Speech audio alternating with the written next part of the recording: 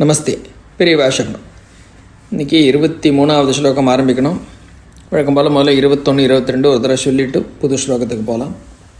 21 தட்டில்லேகா தன்வீம் தபன சசி வைஸ்வானரமயீம் நிஷன்னாம் ஷன்னாம் அப்யுபரி கமலானாம் தவ கலாம் மகாபத்மாடவ்யாம்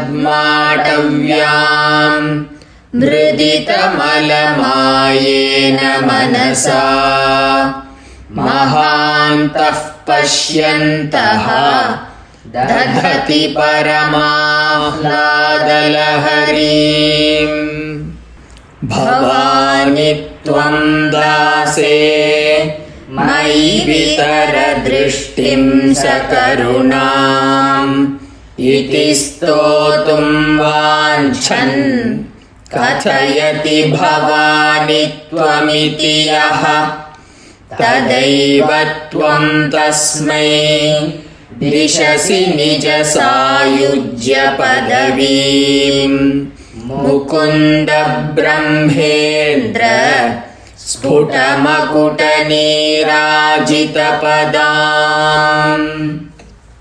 அடுத்து 23வது ஸ்லோகம்.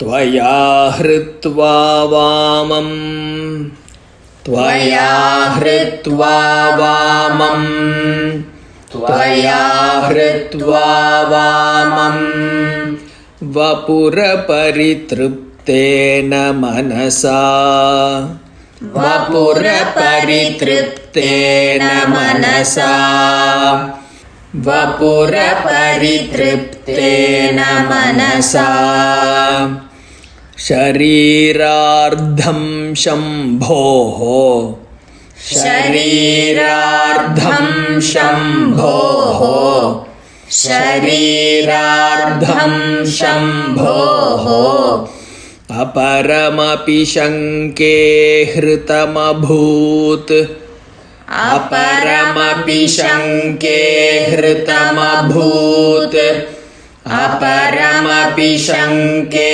हृतमभूत्. அடுத்து வரக்கூடிய லைனில் யதே தத்வத்ரூபம் அப்படின்னு வார்த்தை வருது. தத்துவ முதல்ல த இத்து இத்து 2 இத்து இருக்குது. யதே தத்வன்னு அழுத்தி சொல்லணும். வாக்கப்புறம் வத்ரூபம்னு 3வது தா அங்கே வந்துடுறது. அதனால் அது கொஞ்சம் காஷியஸாக நம்ம நோட் பண்ணிட்டு சொல்லணும்.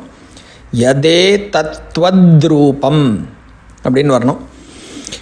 இப்போ அதை ஆரம்பிப்போம்.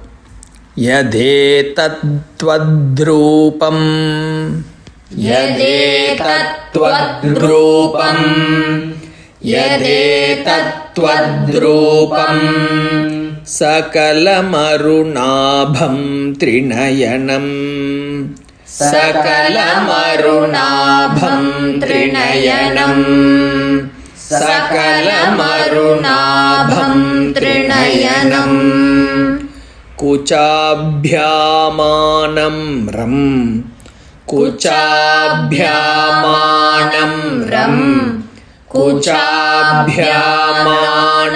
ரம் குட்டிலசசிச்சூடாலமகுடம் குட்டிலசசிச்சூடாலமகுடம் குட்டிலசசிச்சூடாலமகுடம்.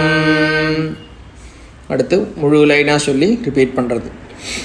த்வயா ஹ்ருத்வா வாமம் வபுர பரித்ருப்தேன மனசா த்வயா ஹ்ருத்வா வாமம் வபுர பரித்ருப்தேன மனசா த்வயா ஹ்ருத்வா வாமம் வபுர பரித்ருப்தேன மனசா ஷரீரார்த்தம் ஷம்போஹ अपरमपि शङ्के हृतमभूत् शरीरार्धं शम्भोः अपरमपि शङ्के हृतमभूत् शरीरार्धं शम्भोः अपरमपि शङ्के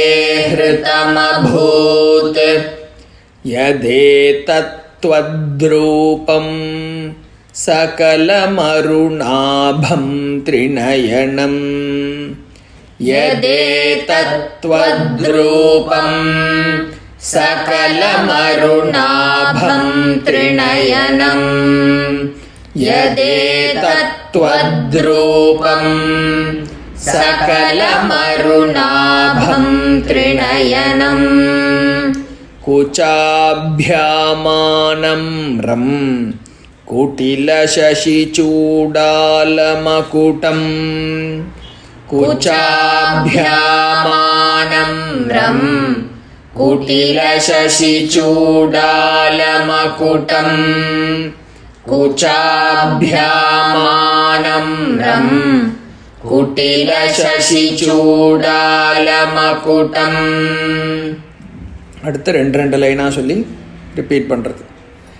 त्वया हृत्वा वामं वपुरपरितृप्तेन मनसा शरीरार्धं शम्भोः अपरमपि शङ्के हृतमभूत् त्वया हृत्वा वामं वपुरपरितृप्तेन मनसा शरीरार्धं शम्भोः अपरमपि शङ्के हृतमभूत् त्वया हृत्वा वामं वपुरपरितृप्तेन मनसा शरीरार्धं शम्भोः अपरमपि शङ्के हृतमभूत् यदेतत्त्वद्रूपं सकलमरुणाभं त्रिनयनं कुचाभ्यामानं रं कुटिलशशिचूडालमकुटं यदेतत्त्वद्रूपं सकलमरुणाभं त्रिनयनं कुचाभ्यामानं रं कुटिलशशिचूडालमकुटं यदेतत्त्वद्रूपं सकलमरुणाभं त्रिनयनं कुचाभ्यामानं रं कुटिलशशिचूडालमकुटं. அடுத்து முழு ஸ்லோகமாக சொல்ல போகிறோம். இதில் இந்த ஃபஸ்ட் லைனில் வபுர பரிதிருப்தேனங்கிறதுல ஒரு இத்து சேர்ந்து வருது.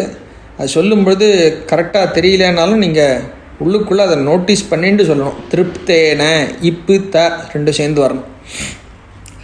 त्वया हृत्वा वामं वपुरपरितृप्तेन मनसा शरीरार्धं शम्भोः अपरमपि शङ्के हृतमभूत् यदेतत्त्वद्रूपं सकलमरुणाभं त्रिनयनं कुचाभ्यामानं रं कुटिलशशिचूडालमकुटं त्वया हृत्वा वामं वपुरपरितृप्तेन मनसा शरीरार्धं शम्भोः अपरमपि शङ्के हृतमभूत् यदेतत्त्वद्रूपं सकलमरुणाभं त्रिनयनं कुचाभ्यामानं रं कुटिलशशिचूडालमकुटं त्वया हृत्वा वामं वपुरपरितृप्तेन मनसा शरीरार्धं शम्भोः अपरमपि शङ्के हृतमभूत् यदेतत्त्वद्रूपं सकलमरुणाभं त्रिनयनं कुचाभ्यामानं कुटिलशशिचूडालमकुटम्. அடுத்து இந்த ஸ்லோகத்தினுடைய மீனிங்கை பார்க்கலாம்.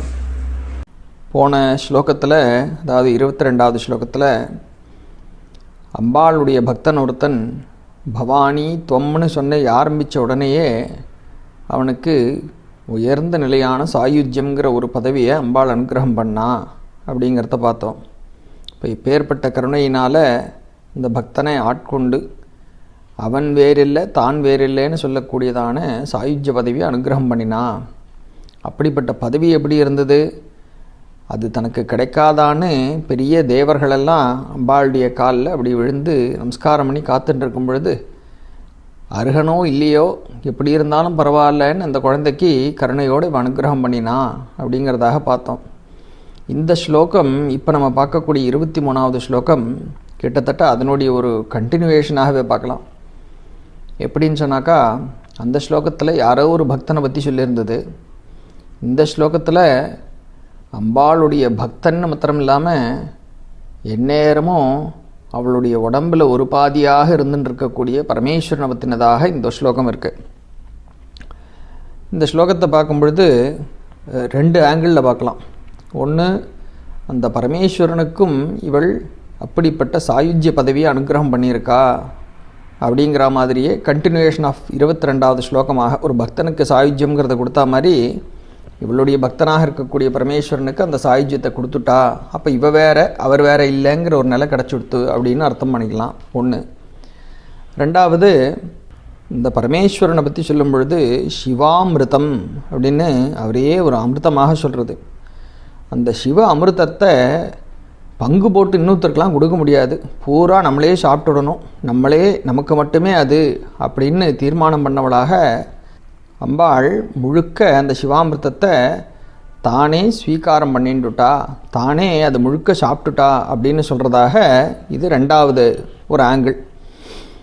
இப்போது இந்த விஷயத்தை எடுத்து சொல்கிறதுன்னு வரும்பொழுது ஒரு கவிதை நயம்னு ஒன்று இருக்கும் இல்லையா, அதை எவ்வளோ அழகாக எவ்வளோ ரசமாக நமக்கு கொண்டு கொடுக்க முடியும், நம்ம மறக்காமல் இருக்கிற விதத்தில் எப்படி புத்தியில் அதை கொண்ட கிட்டத்தட்ட ஒரு கல்வெட்டு எழுதினா மாதிரி கொண்டு வைக்க முடியும் அப்படிங்கிறத தான் இங்கே ஆச்சாரியனுடைய ஒரு ரொம்ப அழகான ஒரு ஸ்டைல். அந்த ஸ்டைலில் ஒரு கவித்துவ சாதுரியத்தோட இந்த ஒரு விஷயத்தை ரொம்ப அழகாக கொண்டு ப்ரெசென்ட் பண்ணுறார்.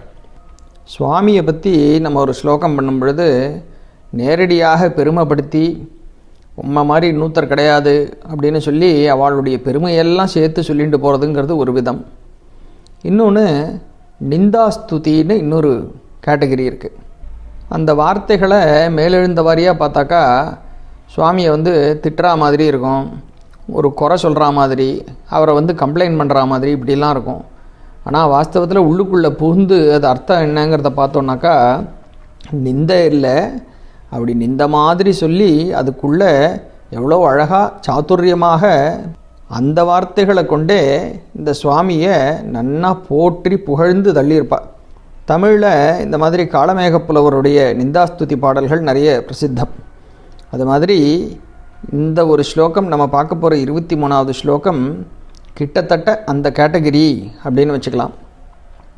இப்போது அந்த வார்த்தைகளுடைய ஒரு அன்வயத்துக்கு போகிறதுக்கு முன்னாடி ஒரு சிமிலர் பேக்ரவுண்டர் ஒன்றத்தை ஞாபகம் வச்சுட்டு இதுக்குள்ளே போகலாம். ஒரு சின்ன கதை ஒன்று.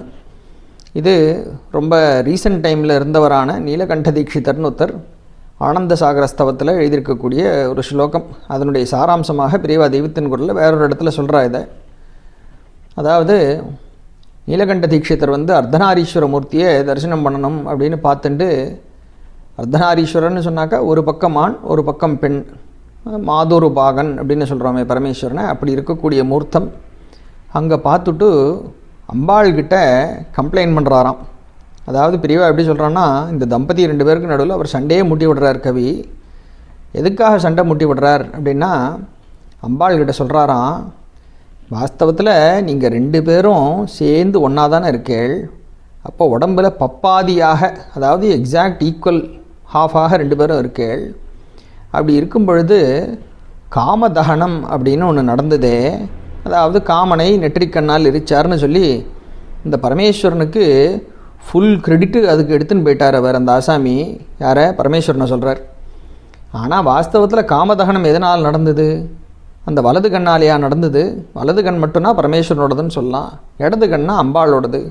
அர்த்தநாரீஸ்வர ஸ்வரூபம்னு சொன்ன உடனேயே நெத்திக்கண்ணிலையும் 2 பேருக்கும் ஈக்குவல் ஹாஃப் தானே, ஈக்குவல் ரைட்ஸ் தானே. அப்போ நெற்றிக்கண்ணால் காமதகனம் நடந்திருக்குன்னு சொல்லும் பொழுது உனக்குன்னா அதில் பாதி ரைட் இருக்குது. ஆனால் பேர் மட்டும் இந்த ஆசாமி தட்டின்னு போயிட்டாரே அப்படின்னு சொல்லி பரமேஸ்வரனை ஒரு கிண்டல் பண்ணுற மாதிரி, நையாண்டியாக சொல்கிற மாதிரி, உன்னுடைய ஒரு ரைட்டை ஒரு பாதி ஆக்சுவலாக உனக்கு வந்துருக்க வேண்டிய கிரெடிட் அவர் தூக்கின்னு போயிட்டார் அப்படின்னு முதல்ல சொல்லிவிட்டு, சரி அது வேணால் போயிட்டு போகிறது, ஆனால் காலசம்ஹார மூர்த்தின்னு சொல்லின்னு இப்போ உட்காண்டிருக்காரு. நம்ம இன்றைக்கும் அவரை ரொம்ப விசேஷமாக அந்த மூர்த்தியை கொண்டாடின்னு தான் இருக்கோம், காலசம்ஹார மூர்த்தியை. அந்த காலசம்ஹாரம்னு பண்ணும் பொழுது அந்த யமனை எட்டி உதைச்ச கால் எது? இடது கால்னா உதைச்சிது. அந்த இடது கால்னு பார்த்தாக்கா வாஸ்தவத்தில் யாரோடது? அர்த்தநாரீஸ்வர ஸ்வரூபத்தில் வாமபாகம் முழுக்க உன்னோடது இல்லையா? அப்போ இடது கால் உன்னோடது தானே. ஏதோ நெத்திக்கண்ணில் பாதி ரைட்டு இருந்து முழுசும் ஒரு திருடின்னு போயிட்டார்னா கூட ஒத்துக்கலாம். இங்கே என்னடான்னா வெறும் இடது காலால் எட்டி உதச்சி அந்த முழு கிரெடிட்டுமே உனக்கு தான் இருக்கும் பொழுது இதையும் அவர் அபகரிச்சுட்டு போகிறது என்னம்மா நியாயம் அப்படின்னு கேட்குறதாக நீலகண்ட தீட்சிதர் ரொம்ப அழகாக ஒரு ஸ்லோகம் அதை பண்ணியிருக்கார். இப்போது இங்கே இந்த ஒரு கான்டெக்ஸ்ட்டை மனசில் வச்சுட்டு உள்ளே போனோம்னாக்கா, அம்பாள் ஏற்கனவே தனக்கு வர வேண்டியது எல்லாத்தையும் பரமேஸ்வரன்கிட்ட பறி கொடுத்துட்டு உட்காண்டிருக்கா அப்படின்னு சொல்கிறதாக ஒரு பேக்ரவுண்டை மனசில் வச்சுக்கணும். இது நீலகண்ட தீட்சிதர் அழகாக இதை கேப்சர் பண்ணியிருக்கார். இது ரீசெண்ட் டைமில் வந்த ஒரு செய்யுள்னு வச்சுட்டா கூட இந்த ஸ்லோகம் வாஸ்தவத்தில் இந்த விஷயங்கள்லாம் புராதனமாக நம்ம பார்க்கக்கூடிய புராண விஷயங்கள் தானே. அதனால் எப்போவோ இது ஏற்கனவே இருக்கிற விஷயங்கள் தான். அந்த பேக்ரவுண்டோட இப்போ 23வது ஸ்லோகத்துக்குள்ளே நம்ம என்டர் பண்ணுவோம். இனி ஸ்லோகத்தினுடைய பதங்களை பார்ப்போம். துவயா ஹிருத்வா வாமம் வபுர பரிதிருப்தேன மனசா. இப்போ துவயா அப்படின்னு சொன்னாக்கா துவம் அப்படின்னு சொன்ன உடனே நீன்னு அர்த்தமாக இருக்குது. துவம் தான் ஹிந்திக்கு தும்மா இருக்குது. அப்போ துவயான்னாக்கா உன்னால் அப்படின்னு அர்த்தம். முன்னாடி அம்பாளை வச்சுண்டு அம்பாளை பார்த்து இங்கே ஒரு நேரடியாக அவள்கிட்ட பேசுகிற மாதிரி இங்கே ஒரு வார்த்தைகளில் ஆச்சாரியால் ஆரம்பிக்கிறா. துவயா ஹிருத்வா. ஹிருத்வானாக்கா திருடப்பட்ட அல்லது அபகரிக்கப்பட்ட, எடுத்துக்கொள்ளப்பட்ட அப்படின்னு அர்த்தம் பண்ணலாம். உன்னால் எடுத்துக்கொள்ளப்பட்ட அப்படின்னு சொல்லலாம். வாமம், வாமபாகத்தை வவ்வியதேன்னு அபிராமிந்தாதி நமக்கு நல்லா ஞாபகத்துக்கு வந்துட்டே இருக்கும். இப்போ வாமபாகம்னு சொன்னாக்கா இடது பாகம், தட்சிண பாகம்னாக்கா வலது பாகம் அப்படிங்கிறது ஞாபகத்துக்கு வச்சுக்கலாம். இப்போ இங்கே வாமம் வபுர பரிதிருப்தேன மனசா. இங்கே வபுர அப்படிங்கிறத எப்படி பிரிக்கிறோன்னா வபுஹு அபரிதிருப்தேன மனசா அப்படின்னு பிரிக்கிறோம். அந்த வபுஹு ப்ளஸ் அபரிங்கிறது சேர்ந்து வரும்பொழுது வபுர பரீன் அப்படின்னு நடுவில் ரா ஒன்று வந்துடும். பிரிச்சாக்கா வபுஹு அபரிதிருப்தேன மனசா. என்ன அர்த்தமாகுது? வபுஹுன்னு சொன்னாக்கா உடம்பு. அப்போது வபுஹு அதுக்கு முன்னாடி என்ன சொல்லியிருக்கு? வாமம் வபுஹு. இப்போ உடம்பினுடைய இடது பாகம் அப்படின்னு முதல்ல அதை அர்த்தம் பண்ணி ஒரு பக்கம் அதை வைப்போம். வபுஹு அபரிதிருப்தேன மனசா. திருப்தி அப்படின்னு சொன்னாக்கா மனசு நன்னா நிறைஞ்சுது, சந்தோஷம் அப்படின்னு சொல்கிறோம். பரிதிருப்தி அப்படின்னு சொன்னால் ரொம்ப ஒரு சந்தோஷம், ரொம்ப நிறைவாக இருக்குது அப்படின்னு சொல்கிற மாதிரி. அது மாதிரி பரிதிருப்திங்கிறது ஒரு ப்ரிஃபிக்ஸ். இதை அபரிதிருப்தின்னு சொன்னாக்கா திருப்தியே ஆகலை, வெரி டிஸ்சாட்டிஸ்ஃபைடு அப்படின்னு சொல்லலாம். அபரிதிருப்தேன மனசா. மனசுன்னு சொன்னாக்கா நமக்கு தெரியறது நம்மளுடைய மனசே தான். அப்போ இங்கே என்ன சொல்கிறார்?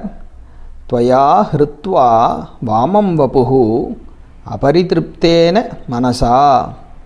அப்போ நீ என்ன பண்ணுற? ஏற்கனவே வாமம் வபுஹு இந்த பரமேஸ்வரனுடைய உடம்பினுடைய இடது பாகத்தை ஏற்கனவே நீ பறித்து எடுத்துட்ட பிறகும் அபரிதிருப்தேன மனசா, அப்படியும் உனக்கு மனசுக்கு ஒரு சாட்டிஸ்ஃபேக்ஷன் வரலை. ஆகினால நீ என்ன பண்ணுற? அடுத்த லைன், ஷரீரார்த்தம் ஷம்போஹோ அபரமபி சங்கே ஹிருதம் அபூத். இது எப்படி பிரிக்கிறோன்னா ஷரீர அர்த்தம். இங்கே மறுபடி ஷரீரம்னு சொன்னாக்கா உடம்பு தான், அர்த்தம்னு சொன்னாக்கா பாதி, அர்த்தநாரீஸ்வரர். இங்கே 4வது தாவரணம் அர்த்த அப்படின்ட்டு. அதுக்கு அர்த்தநாரீஸ்வரருக்கு சொல்கிற அதே அர்த்த ஷரீரார்த்தம். இப்போ ஷரீரார்த்தம்னு சொன்னால் என்ன அர்த்தமாகுது? பாதி உடல். சம்போஹோ, சம்புவினுடைய, சம்பு என்று சொல்லக்கூடிய அந்த பரமேஸ்வரனுடைய சம்போஹோ அபரம் அபி. இந்த இடத்துல அபர அப்படின்னு இங்கே கொடுத்தாக்கா தி அதர் ஹாஃப் அப்படின்னு இங்கே அர்த்தம் பண்ணிக்கணும். அபரம் அபி. முந்தின லைனில் அபரி திருப்தேனன்னு ஒரு விளையாட்டு போட்டார். அங்கே அபரின்னு போட்டாக்கா அந்த இடத்துல பரிங்கிறது ப்ரிஃபிக்ஸாக வந்தது. அபரி திருப்தேனா டிஸாட்டிஸ்ஃபைடு அப்படிங்கிறதாக வந்துடுத்து. இங்கே அபரம் அபி. அப்பின்னாக்கா அண்டு சொல்லலாம். அபரம்னு சொன்னாக்கா இந்த த அதர் அப்படின்னு அர்த்தம். எது த அதர்? ஷரீரார்த்தம் சம்போஹோ அபரம் அபி. இந்த பரமேஸ்வரனுடைய ஒரு பாதி வாமபாகம்னு சொல்லக்கூடிய உடம்பை நீ ஏற்கனவே திருடின்ற. அது திருடின்ற பிறகு உனக்கு சாட்டிஸ்ஃபேக்ஷன் வரல. அதனால் என்ன பண்ணுற? தி அதர் ஹாஃப்னு ஒன்று இருக்கே, அந்த அதர் ஹாஃபையும் கூட அபரம் அபி சங்கே. அந்த சங்கேக்கு அப்புறம் வருவோம். ஹிருதம் அபூத்து.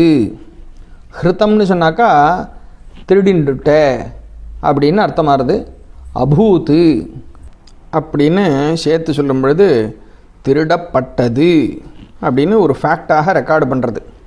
அபூத்து நடந்த சம்பவத்தை சொல்கிறது. ஹிருதம் அபூத்து. அப்போது சங்கேங்கிற வார்த்தை என்ன சொல்கிறார்? நான் சந்தேகப்படுகிறேன், எனக்கு அப்படி தோன்றது அப்படின்னு சொல்கிறதாக. நீயே தான் திருடிவிட்ட, முழுசியும் திருடிவிட்ட அப்படின்னு சொல்கிறாமைக்கு ஒரு 1 ஸ்டெப் ஷார்ட் ஆஃப் தட் அப்படின்னு சொல்லுவாள். ஒரு படி முன்னாடி அது வரைக்கும் போய் நின்னாச்சு. ஆனால் நீயே தான் திருடிட்ட அப்படின்னு சொல்லாமைக்கு நீயே தான் திருடிருப்பியோன்னு எனக்கு சந்தேகமாக இருக்குது அப்படின்னு ஒரு சந்தேகத்தை சொல்கிறதாக இந்த முதல் 2 லைனில் சொல்லியிருக்கார்.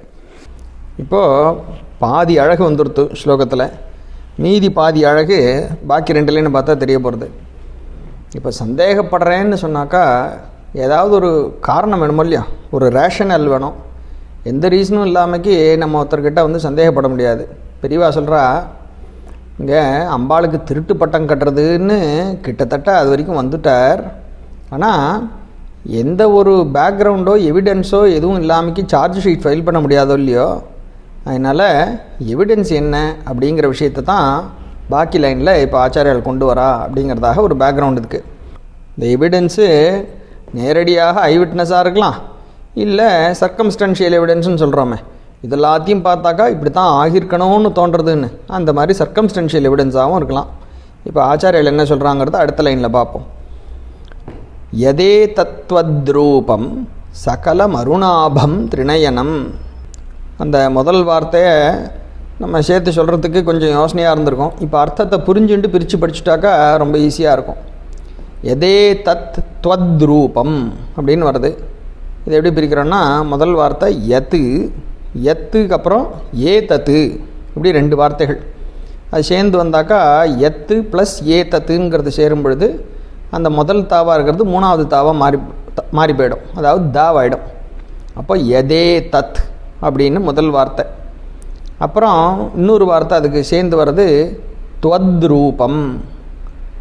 அப்போ இது 2த்தையும் சேர்த்து சொன்னாக்கா எதே தத்வத்ரூபம் அப்படின்னு வரணும். சரி, இப்போ அர்த்தத்தை பார்ப்போம். யத்து ஏ தத்து துவத்ரூபம் அப்படின்னு பிரிக்கிறார். துவத்ரூபங்கிறதையும் பிரித்தாக்கா துவத்து ப்ளஸ் ரூபம், அங்கேயும் இத்து தான் இருக்கும். சேர்த்து அடுத்த ராணாவோடு சேரும் பொழுது துவத்துன்னு ஆகிடும். ஸோ இதெல்லாம் வந்து ஒரு பேசிக் கிராமர். சரி, எத்து அப்படிங்கிறது முதல்ல சொல்கிறது அந்த வார்த்தை என்னன்னாக்கா ஏனென்றால் அப்படின்னு இங்கேருந்து ஆரம்பிக்கிறார் ரீசனிங்க. யத்து ஏதத்து துவத் ரூபம். துவத்துன்னு சொன்னாக்கா உன்னுடைய ரூபமானது, உருவம்னு சொல்கிறோமே. ஏதத்து அப்படின்னு முன்னாடி போட்டாக்கா இந்த உன்னுடைய ரூபம். ஏன்னா கண்ணு முன்னாடி அம்பாளை பார்த்துட்டு தரிசனம் பண்ணிட்டு அவர் சொல்லிகிட்டு இருக்கார். அப்போது கண்ணு முன்னாடி பார்த்து நான் இந்த கம்ப்ளைண்ட்டெல்லாம் நான் சந்தேகப்படுறேன், ஏன்னு சொன்னால் இதோ இங்கே பார்க்குறேனே இந்த உன்னுடைய ரூபம். அப்படி தான் இந்த ஏன் என்றால்ங்கிறதுக்கு யத்து, இந்த உன்னுடைய ரூபம் அப்படிங்கிறதுக்கு ஏதத்து துவத்து ரூபம் அந்த வார்த்தைகள் வருது. அப்போ முன்னாடி பார்த்து சொல்கிறார், நான் இப்படி பார்க்கக்கூடிய உன்னுடைய இந்த ரூபம் இருக்கே, இது எப்படி இருக்குன்னா சகலம் அருணாபம் திரிநயனம். சகலம் அப்படின்னு சொன்னால் முழுக்க, எல்லாம் நிறைஞ்சு அப்படியே முழுக்க பூர்ணமாக அப்படின்னு அர்த்தம். அருண ஆபம், ஆபம் ஆபாசம் அப்படின்னு சொன்னாக்கா பிரகாசம். அருண ஆபம் அப்படின்னு சொன்னாக்கா பளீர்னு அந்த ஒரு அருணச்சாயையாக இருக்குது, பிரகாசமான ஒரு சிகப்பு நிறம் அந்த அருண வர்ணமாக இருக்குது. அப்போ நான் இங்கே என் கண்ணால் பார்க்கக்கூடிய உன்னுடைய ரூபம் இருக்கே, அந்த ரூபம் முழுக்க அப்படியே அருண பிரகாசமாக இருக்குது. போராத்துக்கு இந்த கண்கள் எப்படி இருக்குதுன்னு பார்த்தாக்கா திரிநயனமாக இருக்குது. த்ரீ அப்படின்னா சம்ஸ்கிருதத்துலேயும் இங்கிலீஷுக்கு அதே தான், இங்கிலீஷுக்கு இங்கே தானே பேருக்கு. இப்போ த்ரீன்னு சொன்னாக்கா மூன்று, மூன்று நயனங்களை உடையவளாகவும் இருக்க. அபிராமி பட்டரும் சொல்கிறாரு, முக்கண்ணியை தொழுவார்க்கு ஒரு தீங்கில்லையேன்ட்டு. அதே முக்கண்ணி தான். அவரும் மாதுளம்பூ நிறத்தாளை அப்படின்னு சொல்லிட்டார். தாடிமி குசுமப்பிரபா அப்படின்னு லலிதா சஹஸ்ரநாமத்தில் சொல்கிறது. இன்னும் தெளிவாக லலிதா சஹஸ்ரநாமத்தில் அம்பாளுடைய ரூபத்தை நம்ம எப்படி மனசில் தியானிக்கிறதுன்னு சொல்லி கொடுக்கும் பொழுது சிந்தூர அருண விக்கிரகாம் திரிநயனாம் அப்படின்னே சொல்கிறது. அப்போது சிந்தூர அருண வர்ணம், உடம்பு முழுக்க அப்படிப்பட்ட ஒரு வர்ணம், அதனால தான் அருண விக்கிரகாம்னே சொல்கிறது. அடுத்த வார்த்தையாகவே திரிநயனாம் அப்படின்னு சொல்கிறது. சிந்தூராருண விக்கிரகாம் திரிநயனாம் அப்படின்னு. அந்த திரிநயனாம்னு மூன்று கண்களை உடையவள் அப்படின்னு அங்கே சொல்கிறது. இந்த இடத்துல ஆச்சாரியால் மூன்று கண்கள் இருக்குது அப்படிங்கிறதுனால திரிநயனம் அப்படின்னு கண் முன்னாடி பார்க்குறத இப்படி சொல்லின்னு வரார். அப்போ இந்த ரூப வர்ணனை தான் சாக்ஷாத் அந்த லலிதா மகா திரிபுர சுந்தரி என்று சொல்லக்கூடிய, நம்ம காமாட்சின்னு சொல்கிறோம், அபிராமின்னு சொல்கிறோம், எல்லாம் சாக்ஷாத் இந்த அம்பாளுடைய இந்த லலிதையினுடைய ஒரு ஸ்வரூபந்தான். இங்கே எல்லா இடத்துலையும் அதே வர்ணனை அவ்வளோ அழகாக வருது. மகான்களுடைய வர்ணனையிலையும் சரி, வாக்தேவியினுடைய வர்ணனையிலையும் சரி, இதே விஷயங்கள் ரொம்ப அழகாக அப்படி வந்து நிற்கிறது, கண்ணு முன்னாடி அம்பாளுடைய தரிசனம் வருது அப்படிங்கிறத பார்க்குறோம். அப்போது ஆச்சாரியர்கள் சொல்கிறா, என் கண்ணு முன்னாடி நான் பார்க்குற விக்கிரகம் எப்படி இருக்குது, உன்னுடைய ரூபம் சகலம் அருணாபம், அருண ஆபமாகவும் திரிநயனம் மூன்று கண்களை உடையதாகவும் இந்த ரூபம் இருக்குது. குச்சாபியாம் ஆனம்ரம். குச்சாபியாம் அப்படின்னு சொன்னாக்கா இந்த ஆபியாம் அப்படின்னு வந்ததுனாலே டூயல், அதாவது சிங்குலர் ப்ளூரல் மாதிரி டூயல்னு ஒன்று இருக்குது சம்ஸ்கிருதத்தில். இந்த ஆபியாம்னு வந்ததுனாக்கா ஒரு டூயல், ரெண்டாக இருக்கக்கூடிய ஒரு பேர் பற்றி சொல்கிறதுங்கிறது தெரிஞ்சுக்கலாம். குச்சாபியாம் அப்படின்னு சொல்லும் பொழுது ஸ்தனபாரங்களை சொல்வதாக இங்கே இந்த வார்த்தைகள் வருது. ஆனம்ரம் அப்படின்னாக்கா வளைந்து இருக்கக்கூடியதான அப்படின்னு அர்த்தம். மறுபடியும் லலிதா சஹஸ்ரநாமத்துக்கு போனோம்னாக்கா அம்பாளை பற்றி சொல்லின்னு வரும்பொழுது தியான ஸ்லோகத்திலே பக்த நம்ராம் பவானீம், அந்த நம்ராம்ங்கிறத அங்கே பார்க்குறோம்.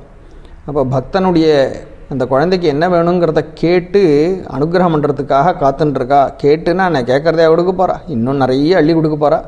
இருந்தாலும் குழந்தை ஏதோ சொல்கிறதுக்கு வரானே கேட்கலாம் அப்படின்னு இப்படி வளைஞ்சவளாக பக்தனுக்காக இப்படி வளைஞ்சு கேட்குறான்னு சொல்கிறதாக பக்த நம்ராம் பவானின்னு சொல்கிறது. அதே வளைந்த உடலை உடையவளாக, வளைஞ்சனாக்கா ரொம்ப கூன் போட்டுங்கிற மாதிரி இல்லை, கொஞ்சம் அப்படி வளைஞ்சதாக அப்படின்னு இருக்கு. இங்கே ஆச்சாரியர்கள் என்ன சொல்கிறா, குச்சாபியாம் ஆனம்ரம், அதாவது ஸ்தனபாரங்களால் கொஞ்சம் முன்னுக்கு வளைந்ததான உடலை உடையவள் அப்படின்னு, அதாவது ஒரு ஸ்திரீயினுடைய உடம்பாக இது இருக்குது அப்படிங்கிற விஷயத்தை முக்கியமாக இங்கே ஹைலைட் பண்ணுறா. லலிதா சஹஸ்ரநாமத்தில் பார்த்தோம்னாலும் அம்பாளுடைய இந்த ஒரு தேக வர்ணனை வரக்கூடிய இடத்துல ஸ்தனபார தலன் மத்திய பட்டபந்த பலித்திரையா அப்படின்னு இருக்குது. அப்போ உடம்பு அதே மாதிரி அந்த பாரத்தினால் அப்படி வளையிறது, அப்படி வளையிறதுனால அவளுடைய இடுப்பில் ஒரு பட்டை மாதிரி அப்படியே ஃபார்ம் ஆகிறது. அந்த பட்டையே இடுப்பில் கட்டியிருக்கிற ஒரு ஒட்டியானம் மாதிரி ஒரு 3 மடிப்போடு திரியறது அப்படிங்கிற விஷயமாக அங்கேயும் சொல்லியிருக்கு. அப்படி கொஞ்சம் வளைந்த ஒரு உடலை உடையவளாக அப்படின்னு சொல்லி அந்த இடத்துல சொல்கிறது. அதே விஷயம் இங்கே பார்க்குறோம். குச்சாபியாம் ஆனம்ரம் குட்டில சசி சூடால மகுட்டம். குட்டிலன்னு சொன்னாக்கா கொஞ்சம் வளைந்த அப்படிங்கிறதாக அர்த்தம் பண்ணலாம். ஜென்ரலாக சொன்னாக்கா குட்டில சசின்னு சொன்னாக்கா வளைந்திருக்கக்கூடியவனான சந்திரன், அதாவது பிறையாக இருக்கக்கூடிய சந்திரன்.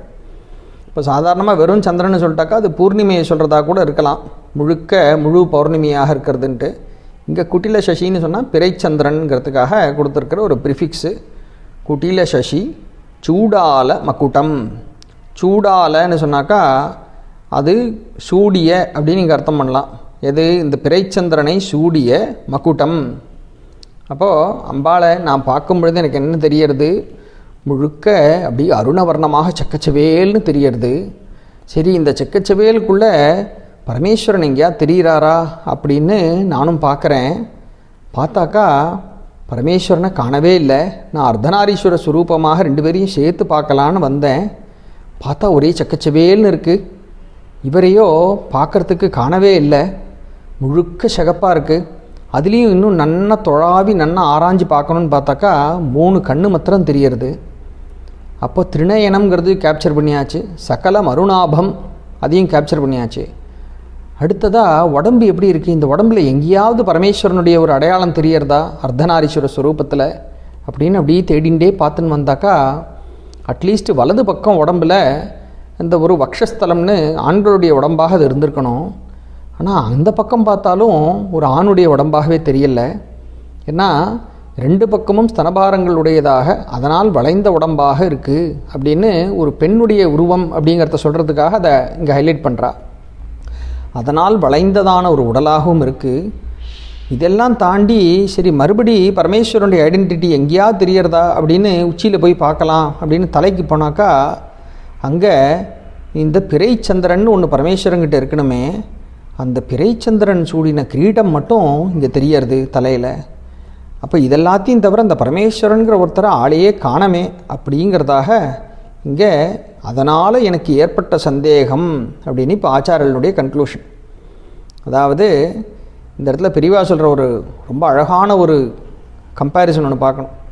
சாதாரணமாக ஒரு குழந்தைய பார்த்தாக்கா யாருக்கு ரொம்ப ஆசை இருக்கும்? எல்லாருக்கும் ஆசை இருக்கும். ஆனால் அந்த குழந்தைய ரொம்ப ஆசைப்பட்டு கொஞ்சறதுன்னு பார்த்தாக்கா அந்த அம்மா கறி தான் கொஞ்சுவோம். அப்படி ஆசை மிஞ்சி போகும்பொழுது அந்த அம்மா என்ன சொல்லுவா, அப்படியே ஒன்று கடித்து தின்னுடலாம் போல் இருக்குது அப்படின்னு சொல்லி குழந்தைய குஞ்சின்னு இருப்பாள். இங்கே பெரியவா அந்த ஒரு கம்பேரிசன் ட்ரா பண்ணிட்டு சொல்கிறா, அம்பாளுக்கு பரமேஸ்வரன் மேலே அத்தனை ஒரு பிரியம். சிவாமிர்தம் அப்படின்னு சொல்லக்கூடிய இந்த அமிர்தத்தை யாருக்கும் கொடுக்கப்படாது, நானே சாப்பிட்டுடுறேன் பார், கடித்து ஒன்று முழுங்கி விடுறேன் அப்படின்னு சொல்கிறாளோ இல்லையா அம்மாக்கள். அது மாதிரி இந்த அம்பாள் பரமேஸ்வரன் அப்படியே தானே முழுக்க முழுங்கிடணும்னு நினச்சுட்டா போல இருக்குது. அதனால் கொஞ்சம் கொஞ்சமாக இருந்தது, அதாவது ஒரு பாதி உடம்பை மாத்திரம் ஆக்கிரமிச்சுட்டு இருந்தது போக, அதாவது திருடின்றது போக பாக்கியும் சேர்த்து தானே எடுத்துட்டுறணும்னு தீர்மானம் பண்ணி அவரை மொத்தமாக முழுங்கிட்டா போல இருக்குது அப்படிங்கிறதாக இங்கே ஒரு கம்ப்ளைண்ட் ஃபைல் ஆகுது. அதுதான் சர்க்கம்ஸ்டான்ஷியல் எவிடன்ஸ் தான் இப்போ ஆச்சாரியால் என்ன கொடுக்குறா, உடம்புல தேடி பார்த்தாக்கா எங்கேயுமே பரமேஸ்வரனை காணோம். ஆனால் 2-3 விஷயம் மட்டும் எனக்கு தெரிஞ்சுது, அதை பேஸ் பண்ணி நான் இப்போ கம்ப்ளைண்ட் ஃபைல் பண்ண போகிறேன் அப்படின்னு சொல்லி கம்ப்ளைண்ட் ஃபைல் பண்ணலை, சந்தேகப்படுறேன் அப்படிங்கிறதோடு நிறுத்துற. என்னென்ன எனக்கு தெரியறதுன்னு கேட்டால், முதல்ல ஃபஸ்ட்டு சகல மருணாபம் சொல்லியிருக்கார். அதாவது உடம்பினுடைய வர்ணம் அர்த்தநாரீஸ்வர ஸ்வரூபத்தில் பார்த்தா வலது பக்கம் முழுக்க நல்ல வெள்ளை வெள்ளையர்னு இருக்கணும். ஏன்னா பரமேஸ்வரன் பவழமேனியன் அப்படின்னு சொன்னாலும் உடம்பு முழுக்க விபூதியை பூசின்னு இருக்கிறதுனால பஸ்மோத்தூளித்த விக்கிரகாய நமகான்னு சொல்கிறோம். அப்போ விபூதி ஃபுல்லாக பூசின்னு இருக்கிறதுனால வெள்ளை வெள்ளையர்னு அந்த பாகம் இருந்திருக்கணும். இடது பாகம் முழுக்க அம்பாளுடைய கலருங்கிறதுனால அந்த வர்ணம் அருணவர்ணமாக இருந்தால் பரவாயில்ல. ஆனால் நான் பார்த்த வரைக்கும் டிஸ்டிங்ஷனே தெரியலையேம்மா, முழுக்க செக்கச்சவேல் தான் இருக்குது, அருணவர்ணமாக இருக்குது அப்படின்னு சொல்லி ஃபஸ்ட்டு பாயிண்ட் அதை சொல்லிட்டார். சக்கலம் அருணாபம் முழுக்க உன்னோட இடமா தான் போயிடுத்து, அவரை காணவே இல்லை. அதில் 2வது திருநயனம், அந்த ஒரு இடத்துல எனக்கு சந்தேகம் வருது. வாஸ்தவமாக சொல்லப்போனால் உன்னுடையதுன்னு சொன்னாக்கா நார்மலாக சொல்லப்போனால் 2 கண்கள் சூரிய சந்திரர்கள் உன்னுடைய கண்களாக இருக்கான்னு சொல்ல போகலாம். ஆனால் இங்கே திருநயனம் தெரியறது. அதனால் இந்த பரமேஸ்வரனுடையதான விசேஷமாக சொல்லப்போனால் அவரை முக்கண்ணன்னு அவர் தானே சொல்கிறோம், சந்திரமௌலின்னு அவர் தானே சொல்கிறோம். அதனால் இந்த முக்கண்ணு இங்கே தெரியறதுனால அது அவரோட தான் இருக்குமோ, நீயே அவரை முழுங்கிட்டதுனால உடம்புல வேற எங்கேயும் போய் அது ஜாயின் பண்ண முடியாமல் தனியாக துருத்திண்டு நிற்கிற 3வது கண்ணு நெத்தியில் அப்படியே முளைச்சிண்டு அது வெளியில் நிற்கிறதோன்னு எனக்கு சந்தேகம் அப்படின்னு 2வது சொல்லிவிட்டார். 3வது உடம்பினுடைய வர்ணத்தை சொன்ன மாதிரியே தேகத்தில் எங்கேயாவது பரமேஸ்வரனுடைய ஐடென்டிட்டி ஒரு புருஷாகாரமாக தெரியறதான்னு பார்த்தா அதுவும் காணோம். முழுக்க ஒரு பெண்ணுடைய உருவமாகவே தெரிஞ்சு போயிடுத்து. 4வது அதே ஆல்டர்னேட்டிங் பேர் தான். ஒன்று பார்த்தா காணவே இல்லை, 2வது தெரியறதுங்கிற மாதிரி. எப்படி முதல்ல அருணாபத்தில் வெள்ளையை காணவே இல்லை, திருநயனத்தில் பரமேஸ்வரன் தெரிகிறார். அதே மாதிரி உடம்புல புருஷாகாரமே காணோன்னு ஒன்று போயாச்சு. 4வதாக சொல்லக்கூடிய விஷயம் குட்டில சசி சூடால மகுடம். இந்த உன்னுடைய மகுடத்தில் இந்த பிறைச்சந்திரன் தெரியறது. இந்த பிறைச்சந்திரன் வாஸ்தவமாக பரமேஸ்வரனுடையதாகத்தானே இருக்கும். சந்திரமௌலீஸ்வரன்னே அவருக்கு பேர், சந்திரசேகரன்னு பேர்.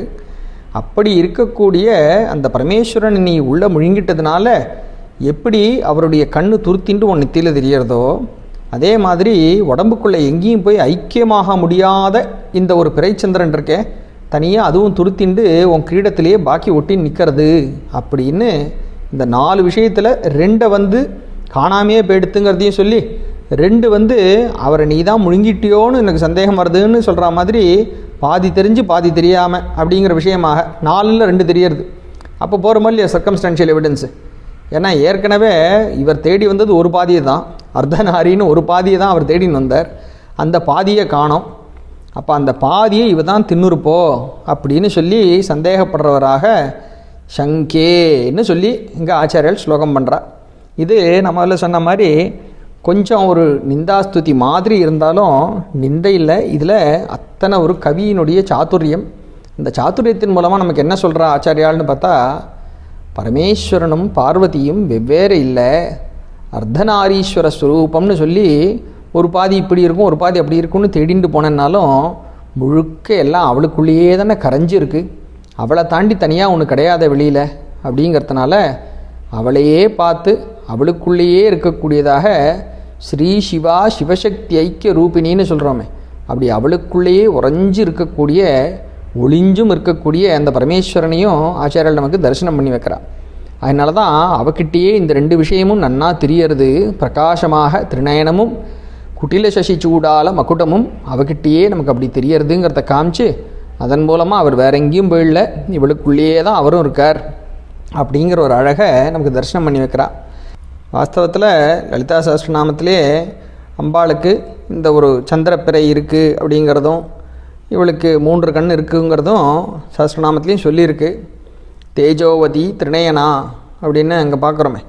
அதனால் அதெல்லாம் ஆச்சாரியாளுக்கு தெரியாத விஷயங்கள் கிடையாது. இருந்தாலும் இப்படி ஒரு கவித்துவமாக ஒரு அழகோட ரசிக்கிற மாதிரி இந்த ஐக்கிய ஸ்வரூபத்தை நமக்கு காமிக்கணுங்கிறதுக்காக அந்த கருணையினால் ஆச்சாரியால் இவ்வளோ அழகாக இந்த ஒரு ஸ்லோகத்தை பண்ணியிருக்கா.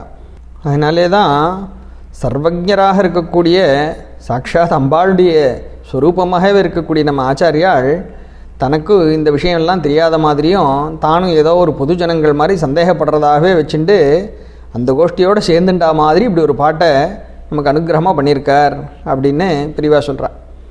அப்போது இங்கே எல்லாத்துலேயும் நீ திருடின்ட்டுட்டியோன்னு எனக்கு சந்தேகமாக இருக்குது அப்படின்னு சொல்லும் பொழுது, திருடினாக்கா திருடின திருட்டு சொத்தை எங்கேயாவது ஒழிச்சு வைக்கணும் இல்லையா? அப்படி எங்கே ஒழிக்கிறதுன்னு அம்பாள் யோசிச்சிருக்கா. யோசிச்சுட்டு தனக்குள்ளேயே ஒழிச்சு வச்சுக்கணும் அப்படின்னு டிசைட் பண்ணிவிட்டு, ஏன்னா அது எப்படிப்பட்ட ஒரு சொத்து, சிவாமிர்தம்னு சொல்லக்கூடிய ஒரு பெரிய சொத்து, அதனால் தனக்குள்ளேயே அதை ஒழிச்சுக்கணும்னு சொல்லி அவளே முழுக்க அதை முழுங்கிவிட்டா அப்படிங்கிறதாக இங்கே அர்த்தம் பண்ணுறா. இந்த இடத்துல கோபாலகிருஷ்ண பாரதியார் எழுதின ஒரு ஸ்லோகத்தையும் பிரிவாக கோட் பண்ணுறா.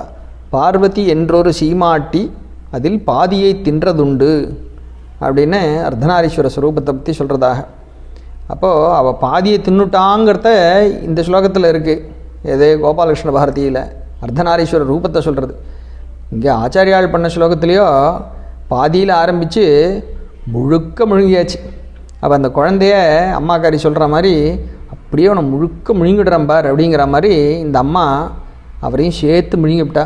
முழுங்கி சிவசக்தி ஐக்கிய ரூபிணியாக நமக்கு அனுகிரகம் பண்ணுறதுக்காக காத்துட்டுருக்கா. அதனால் இந்த அம்பாளுடைய கருணையை முன்னிட்டு நமக்கும் இப்பேற்பட்ட ஒரு அனுகிரகத்தை, இப்படிப்பட்ட ஒரு தரிசனத்தை அவள் கொடுக்கணும் அப்படின்னு பிரார்த்தனை பண்ணிட்டு அவளுடைய சரணாரவிந்தங்களை மனசை முழுக்க நிறச்சி பிரார்த்தனை பண்ணுவோம். பெரியவா சரணம்.